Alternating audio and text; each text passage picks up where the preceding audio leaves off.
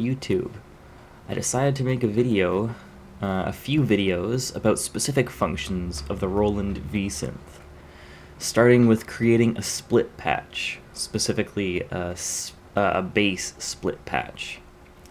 I have already initialized a patch and named it and saved it.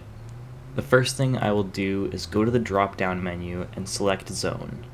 There are 3 different settings in the patch zone menu: single, split, and drum.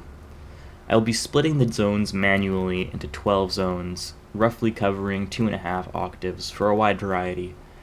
I select my zones by choosing a number from the 1 to 16 list and using the value dial to adjust how many keys each zone covers.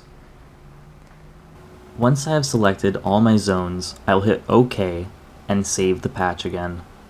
Remember to always save your patch after making a major change. The idea for this patch was inspired by technical drum and bass and acid music. With that in mind, let's start making the patch. The first thing I'll need to do is turn on the oscillators I want to use. To do this, we will need to be able to move freely between zones. The fastest way to move between zones is to hold Shift and hit the region of the keyboard you want to edit. That is primarily how I change zones, although you can also hold Shift and use the left and right cursor buttons. Right now, I just have one single saw wave oscillator per zone across the board.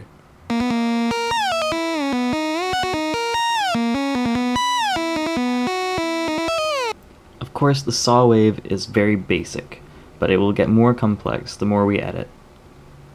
The main edits I will be making are oscillator type in the oscillator 1 edit screen, oscillator TVA envelope in the oscillator 1 edit screen, oscillator coarse pitch in the pitch menu of the oscillator 1 edit screen, velocity curves, attack sensitivity, decay sensitivity, and envelope depth in several areas, including oscillator settings and COSM settings. The COSM types that I'll be using are through, amp, speaker, dual, TVF, DYN TVF, and TB filter. The oscillator types I'll be using are LA square, sine, saw, and Juno.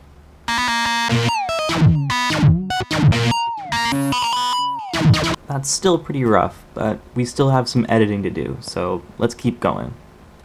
After playing around with various settings, I went into a few zones in the higher octaves and dropped the chorus down 1 or 2 octaves in the hopes of adding an element of unpredictability while creating bass lines.